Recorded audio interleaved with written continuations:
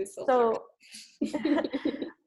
first off, I'm just going to have each of you introduce yourselves in your creative career. Oh, I'm going first. Okay. Hi, I'm Rebecca Zinner.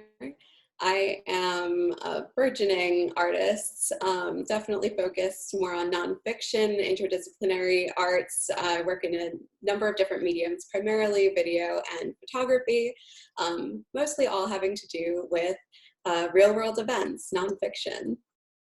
And my name is Amy Richman. I am also a filmmaker. I've primarily been doing documentary filmmaking, focusing also on nonfiction topics that range from mental health to environmental issues. Yeah. Wonderful. It's very nice to meet both of you. And how has COVID-19 affected your lives and livelihood? So I have a bit of an interesting story. I was on an icebreaker ship, a German icebreaker ship in the Central Arctic Ocean, and in a sense quarantined, not the best word, but to the same effect, with a group of people. And then I got back pretty much just in time for quarantine to start here in the US. And that changed a lot of the project planning that in terms of making the documentary film about the expedition. The planetariums closed, so I was not able to go in and use their production studio. So from a practical sense, it was quite disruptive, as it was for everybody. And then also in the personal sense, COVID hit right in time for the end of a 10-year relationship for me. So I would be lying if I didn't say that really framed my experience with the past 6 months. In terms of making work, he was my, in a lot of ways, collaborative partner for projects, all things creative. And so I lost that, and then was here and not also able to work in the way that I do normally work, because I gravitate towards site-specific work. So I like to go out to a place and then visit it many times over and over again. Flower shops, butterfly pavilion, a really weird wall at a corporate building, just whatever it is. So I do like to go out and then visit those sites over and over, and that and so not being able to work in that way was difficult, but I'll let Rebecca answer that question, because that also kind of segues into the project we're making for this grant. Yeah, definitely. I think that COVID has obviously had plenty of impacts. My methodology for how I work, my work tends to be very people-oriented. So not being able to, or having to social distance and not being able to really work with people directly has definitely impacted my workflow and what my work looks like. And then I think, beyond the practicals, just like the emotional impact. This has been a really trying time, presumably for everybody. And it definitely has an impact on okay, do I even want to do this kind of work today? Am I even capable of doing this kind of work today? And I think that that's also been just another level of how this whole thing has been impacting, I think, most creatives. Yeah, and it's funny when I think about it, because I was in the post-production phase of a project and seeing how that was impacted, and then you're in the pre-production of a project, and so in both of those cases it was really put on hold in a lot of ways. Yeah. Fun times. Yeah. Yeah, it's how you process what's going on, so, and that we're gonna edit that part out, never mind. I was like, do I mute myself, or? I think that's do you think that's a good point?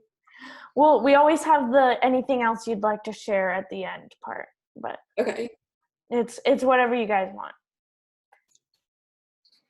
Whatever you want. Yeah, I'm like, okay, yeah, this can be edited, so I can take a moment and think about if there's any other way I want to answer the question. For sure. Yep. I mean, I think with that one, the point of sometimes you need some level of distance to be able to process when you're experiencing it. It's hard. Yeah. No, the distance is definitely I mean, from the personal to just work projects, when you are confined to your room working and not able to go out and get that critical distance in all the number of ways you normally get it, or even talking, I don't know, I guess you can Zoom people and talk, but there's something about like meeting people in person that's nice, like in those conversations. Yeah, definitely something impactful about like physical co-presence that, you know, now we're so much more limited to how much of that we can experience. I don't know. Yeah, for sure. It's definitely interesting for me to meet a ton of creatives and ton of people through Zoom. I'm always like, it's nice to meet you through Zoom. It's Add that caveat. yeah, right. It just feels totally different. Um, but you have obviously been awarded a COVID-19 work project stipend, and would you mind just briefly telling me about your project and how it can promote connectivity in the neighborhood? So yeah, I mean, the project idea really came up, I think came pretty organically out of conversations that we were having. Like I was saying, I like site-specific work, so I like going back to the same place over and over again, and then like coming up with project ideas from that space. And so I think our project is doing that, except instead of going somewhere, like it's just here. Like this is our site-specific place that we're like observing and making work from. And Rebecca, whose work is very like, again, people oriented and like talking to people, interviewing people and hearing their perspectives, you know, not being able to do that, but you focus more on like, okay, the visual cues of noticing who's around you. And so I'm sitting outside on the porch a lot, and I notice that our like neighbor across the street has her door open constantly, and she just sits there, and I don't know if I would have noticed that. And then Rebecca, like I'm saying all of these things that I'm noticing, and then Rebecca was able to kind of like put it into like a coherent idea of like a project, which was noticing like the rhythms and patterns of things that you wouldn't normally notice when you leave your house and you're gone like 12 hours a day, and then you come back and then you're just inside. And so just being in and around the place that you live constantly, and the things that you notice, and then like the rhythms and patterns from people to plants to cats, nature.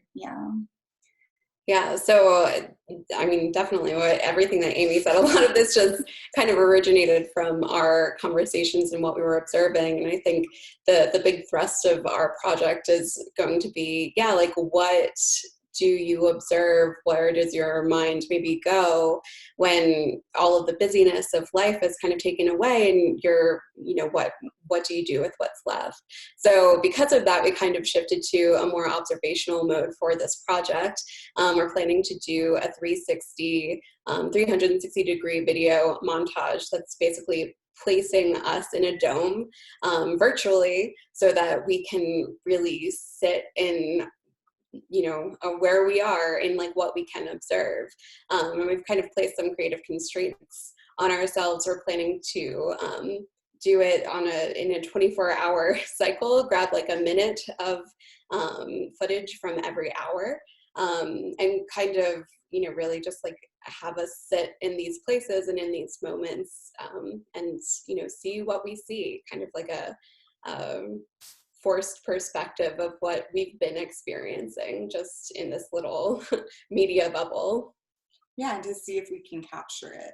I mean, for the lack of conversation with neighbors, like it's just so interesting because I see all of our neighbors all the time, constantly. When and any other place I've ever lived, you know, I never ran into the people who lived next to me or across from me. And so now I just see everyone in the like complex all the time. And we don't like talk to each other because you're trying to get away from each other and passing as quickly as possible, right? But there is like a communication, I think, that's like happening, or like smiles, especially because you see the same people over and over again. You get to know their routines. You get to know when, like, I know when like the person across the way likes to check his mail. And so like you just like start to notice these things. So it's like getting to know people, but like not talking to them. But there is like a mutual acknowledgement of each other's presence. Like I imagine they're like, I noticed you like to sit out on the deck at this hour and stare at me getting the mail. A slight element of voyeurism, but I think that's probably true in all of at least my work. Yeah. Observational. Yeah, observation. Yeah, not voyeurism. It's a fine line.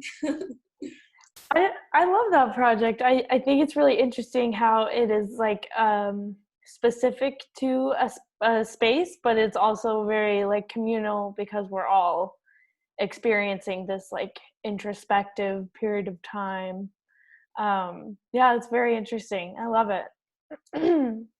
It would be fun if actually it wasn't you're like that's not fun at all. This isn't going to be possible, but I imagine like in a world where we could do follow-up interviews at some point and be like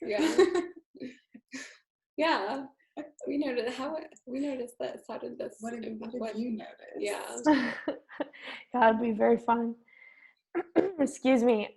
So finally, is there anything else you'd like to share?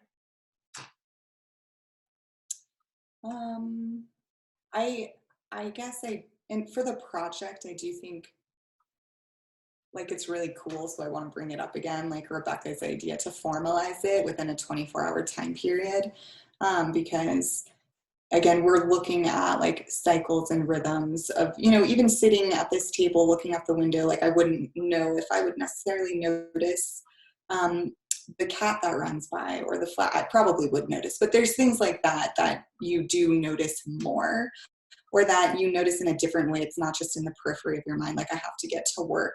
You actually take time to stop and like look at it, like take more time to consider it than I think you would normally. But the idea of formalizing within a 24-hour time period, so a minute from each hour, because time takes on a totally different meaning in COVID quarantine, right? Like I sometimes don't even notice how much time has passed until I see the recycling has been emptied. And then I'm like, okay, so I have a sense of different, like time is measured in different ways of like, okay, the recycling was taken out. I have no like a week has gone by. Like I have no sense of what a week is. So I think finding like a structure also for the experience of time is going to be really helpful for trying to communicate the ideas of cycles. Because sometimes that sense of time passing just doesn't really mean anything anymore. Yeah, it doesn't quite register in the same way. My extra tidbit, I definitely feel like this whole period of time has kind of really forced me to think about creative constraints and how that can be maybe a benefit that you weren't expecting.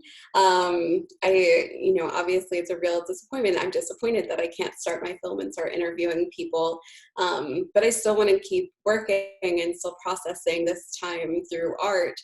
And if anything, this is just forcing me to think more critically, okay, well, how can I do that in a way that's socially distanced and has all of these maybe limitations or things that maybe beforehand I would have thought of as limitations. And I think that that's a lesson that can, across the board be applicable. I've met so many photographers or filmmakers that are like, oh, I can't make my project until I have the perfect camera or the perfect whatever piece of equipment. And it's like, oh no, like the perfect piece is the one that you make. Like that's like the important part. It's not waiting for the perfect circumstances. It's making despite the circumstances. That's beautiful. Very well said. Very well said. Seriously.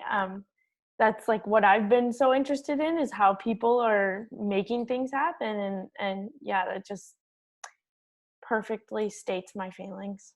Be a mirror.